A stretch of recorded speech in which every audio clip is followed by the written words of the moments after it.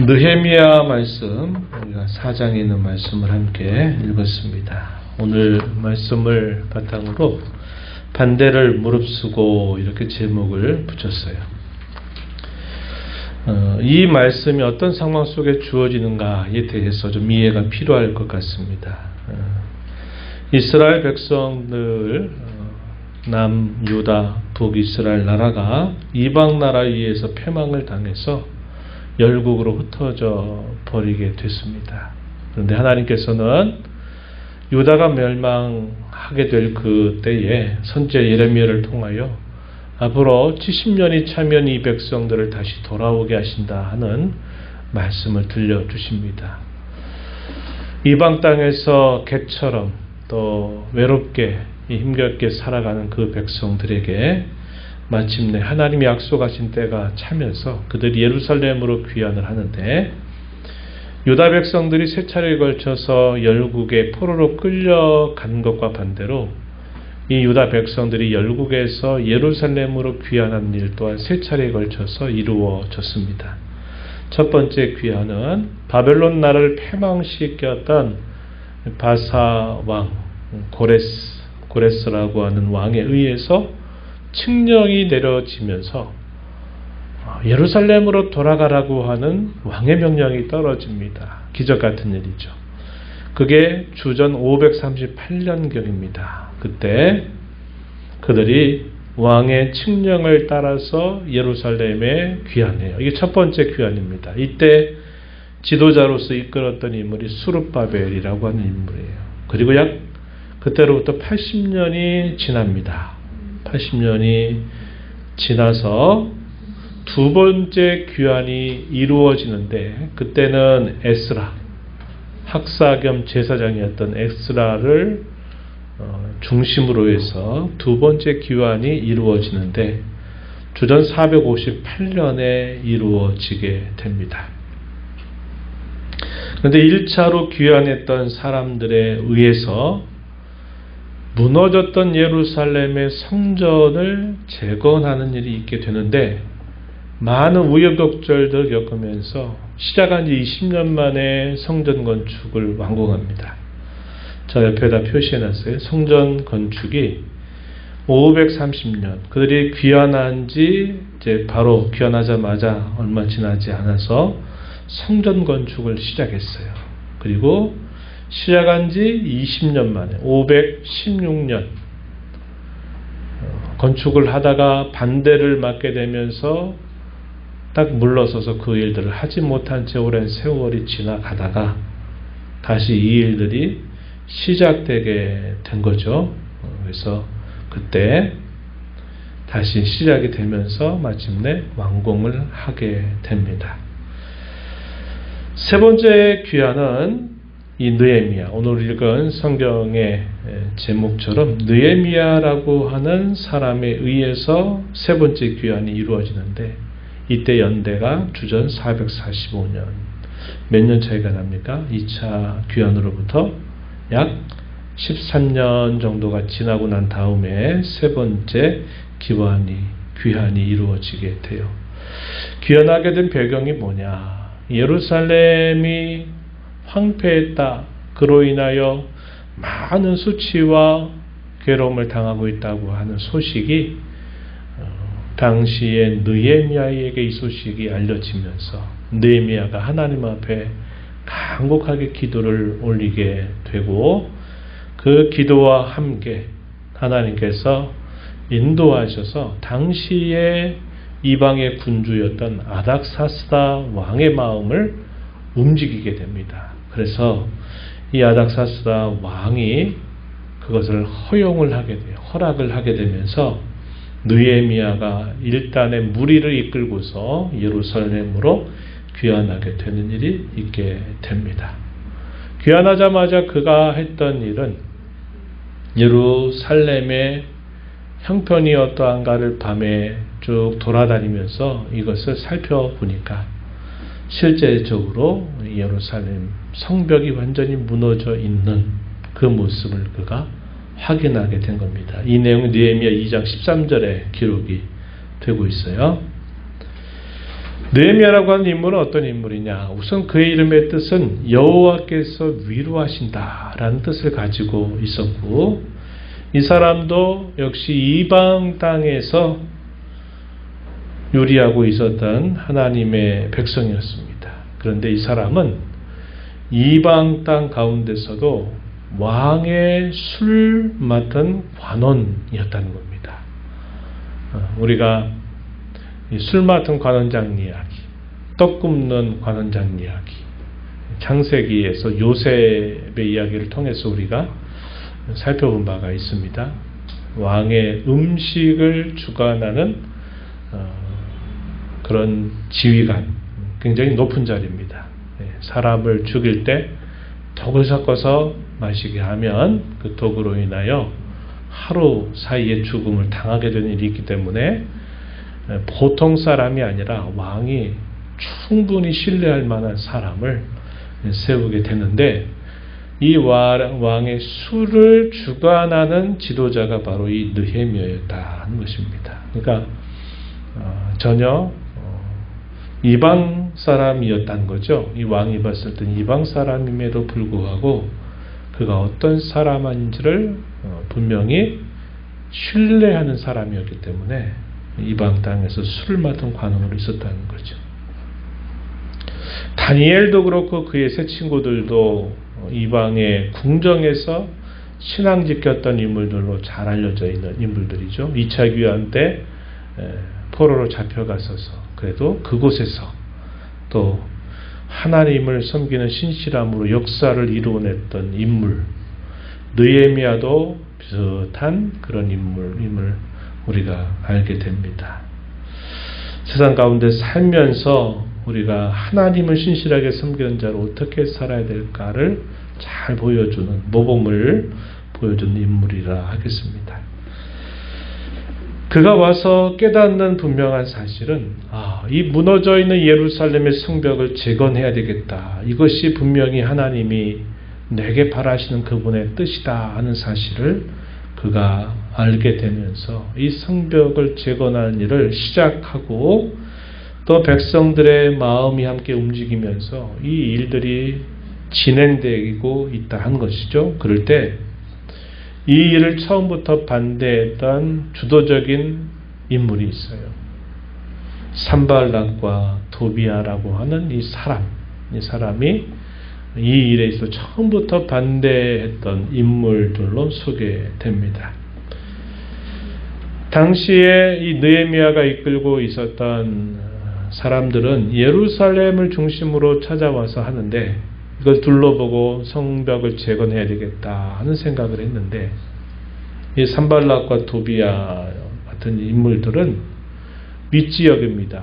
이들이 있는 유다 예루살렘 지역의 윗지역, 곧 사마리아 지역에 살고 있었던 지휘관들이었어요.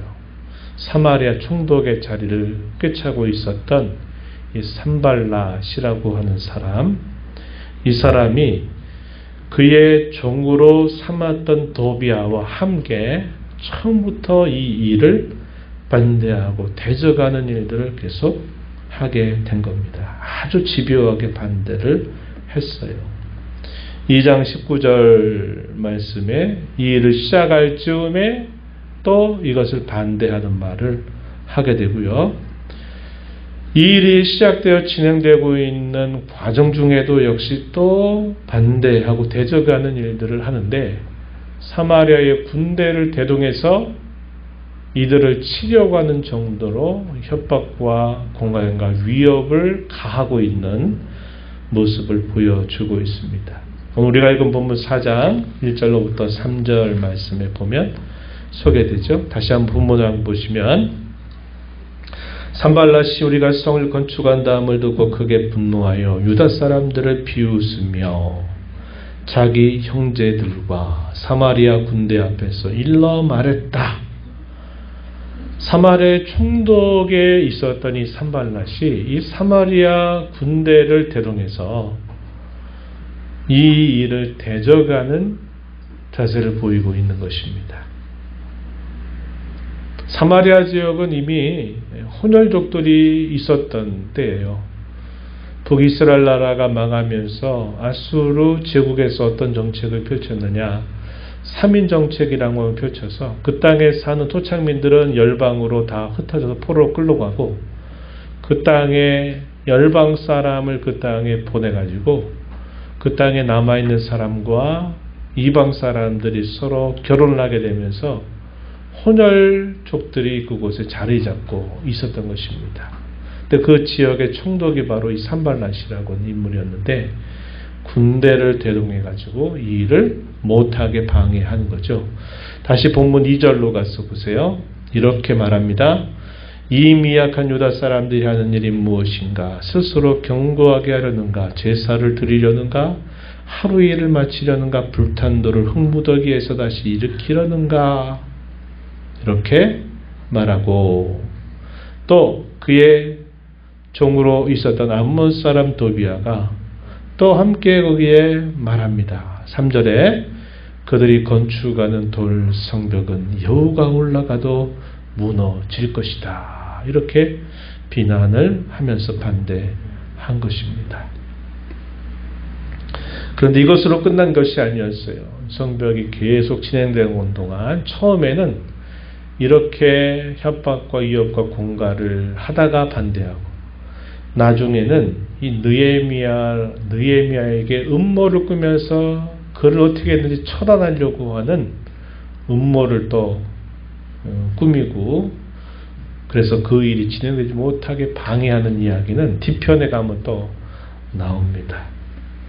이런 온갖 반대에도 불구하고 놀라운 일이 일어나는데, 이 성벽 건축을 시작한 지 52일 만에 성벽 재건을 완공해요.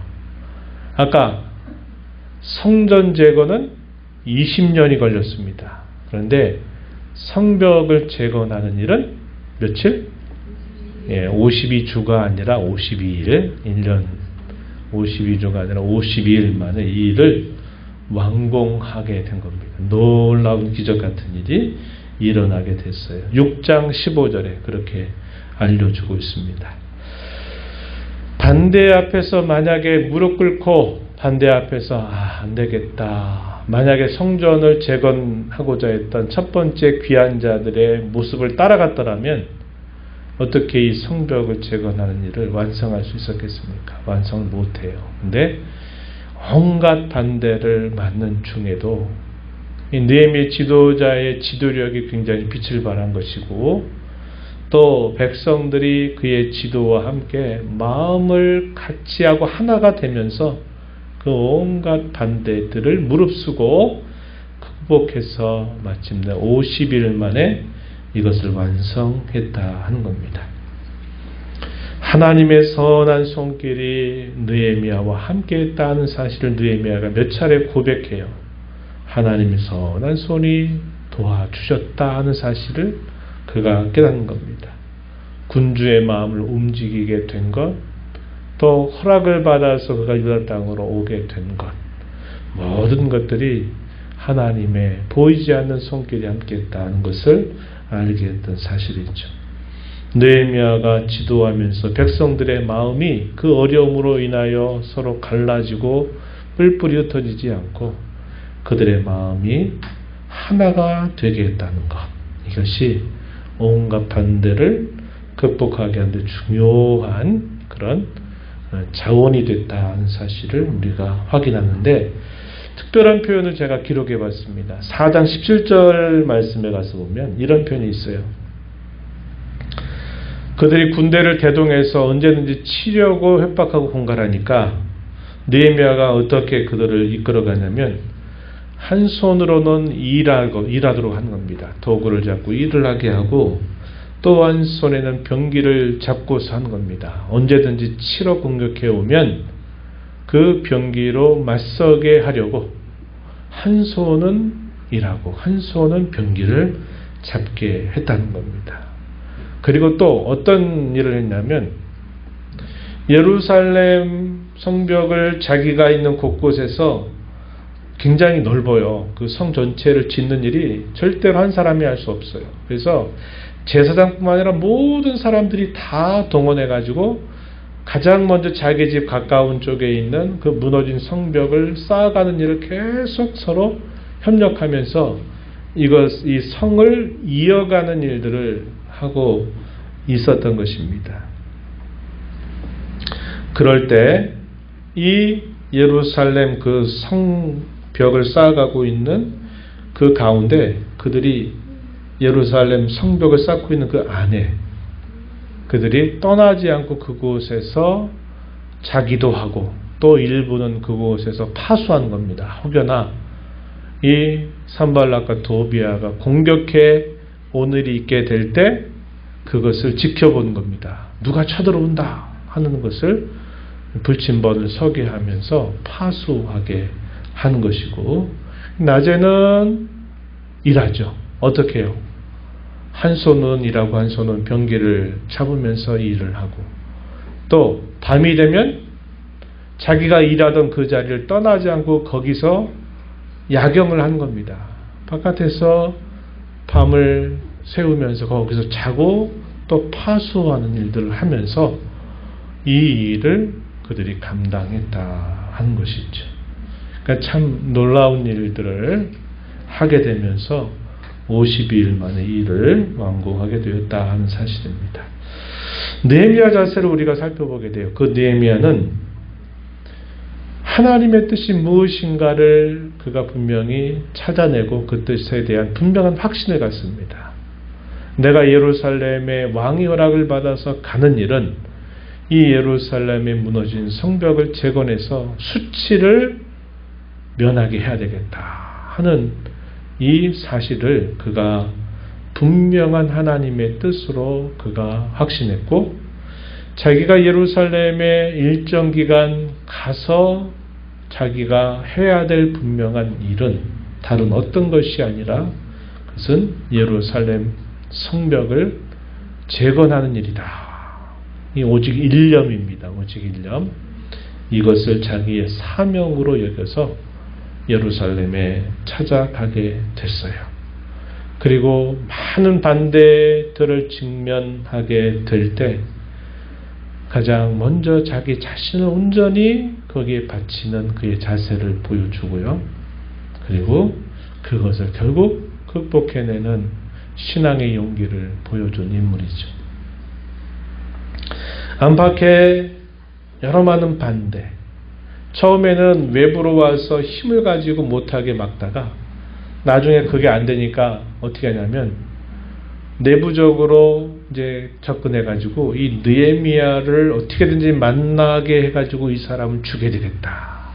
이런 음모를 꾸미게 되는데 또 거기도 하나님이 도우시는 겁니다. 그래서 그런 음모에 빠지지 않도록 하시는 거죠. 한계에도 부딪혔어요. 어떤 한계?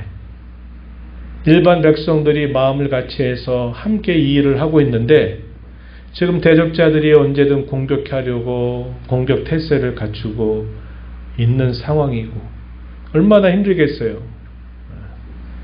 아까도 우리가 살펴본 것처럼 한 손은 일하고 한 손은 병기를 잡고 있고 낮에는 또 그렇게 보내다가 밤이 됐어도 자기 집으로 돌아가서 자질 않고 일하던 그 현장에서 그들이 밤을 새우면서 하는 일들을 하다 보니까 이게 얼마나 육체적으로 또 심적으로 많이 괴롭고 힘든 일이 되겠습니까? 그러다 보니까 한계점에 도달하게 되는 일들이 분명히 있었어요.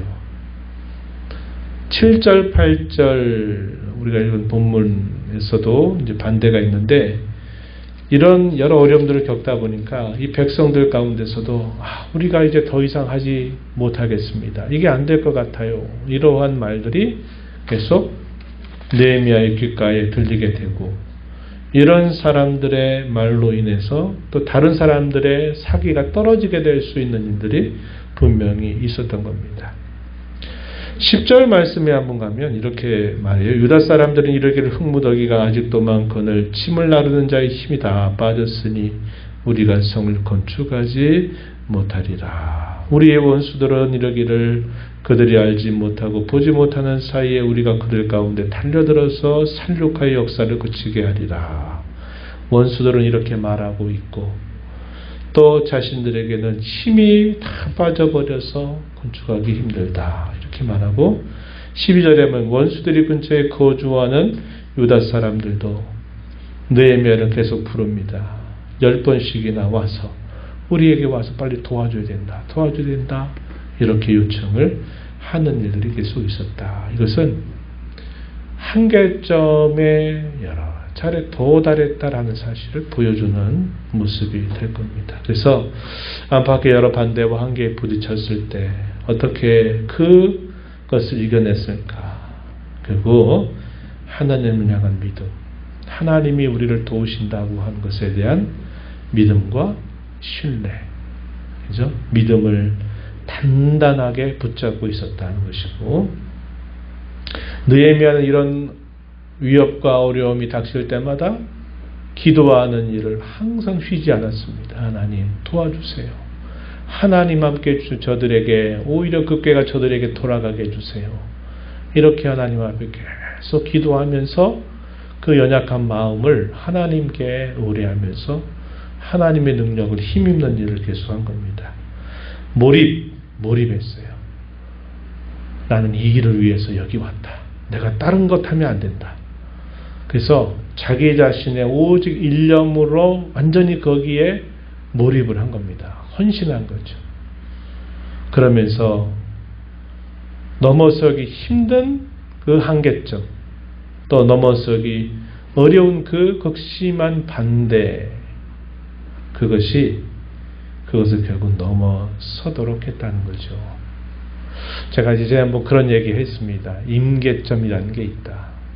물이 쭉 데펴지다가 이 물이 100도 가까이 딱 이제 끓기 전까지, 그때까지는 계속 끓는 소리는 들리지만 기다려야 돼요. 그 기다림에서 안 되겠다 하고 딱 꺼버리면 이제 물이 끓는 건 없어요. 그런데 계속 그 끓는 소리가 들릴 때 끝까지 그 한계점, 그 100도라고 하는 임계점 가까이 갈 때까지 계속 기다려야 돼. 반대, 대적자들의 반대, 우리 안에서 발견되는 여러 한계, 못하겠다, 못 미칠 것 같다 할 때 그 한계점, 그것이 우리에게 여러 차례 다가온다는 겁니다. 그럴 때 이거 안 돼, 할 수 없어, 이건 우리 힘이 할 수 없어, 그래 안 돼. 그래서 거기서 딱 끝나버리면 하나님의 역사는 거기서 딱 끝나버리는 겁니다. 그런데 임계점까지 지금 도달할 때까지 계속 믿음으로 버티고 넘어서야 돼요. 그러면 그 임계점이 딱 되는 순간 부글부글 끓는 것처럼 되는 것처럼 하나님의 역사가 결국 약속대로 이루어지는 것이 드러나게 됨을 경험하게 되는 겁니다. 임계점 참 중요한 하나의 교훈 포인트예요. 우리가 언제까지 이렇게 해야 됩니까? 할 때 주저앉고 싶은 마음, 포기하고 싶은 마음이 우리 마음의 한계로 여러 차례 우리 마음을 두드릴 때가 참 많아요. 교회적으로도 그럴 수 있고 개인적으로도 그럴 수 있습니다. 그럴 때 거기서 그래 이건 못해, 할 수 없었던 일이야 하고 딱 거기서 끝내버리면 안 된다 이 말이에요. 임계점에 도달하게 될 때까지 끝까지 믿음 붙들고 버티고 우리가 할 수 있는 일을 해서 그 임계점을 넘어서는 순간 결국 모든 것이 그의 뜻대로 이루어지게 됨을 경험하게 될 겁니다. 그래서 이것이 인내가 필요하고 믿음이 필요하고 거기에 몰입이 필요하다 하는 사실을 우리가 교훈으로 받게 되는 것입니다. 이 임계점을 뛰어넘는 데까지 하루아침에 되지 않았을 거예요. 그죠? 평상시 일상에서의 그의 신앙적 훈련이 뒷받침이 됐기 때문에 그런 많은 한계들과 반대들을 넘어서서 그 임계점을 뛰어넘을 수 있어서 52일 만에 완성했을 것입니다. 평상시의 신앙 훈련이 중요해요. 하나님을 경외하는 법, 우리의 믿음 생활을 꾸준히 다져가는 것이 우리에게 뒷받침이 될 때, 그런 단대와 한계에 부딪힐 때 임계점을 넘어설 수 있는 그런 일들을 이루어낼 수 있게 된다 하는 것입니다. 교회적으로도 또 여러분의 개인적으로도 가정으로도 마찬가지일 것입니다. 여러 가지 반대와 한계 어려움에 부딪힐 때 주저앉지 말고 포기하지 말고 믿음을 갖고 몰입하고 해서 그 임계점을 넘어서는 저와 여러분이 되기를 진심으로 바랍니다.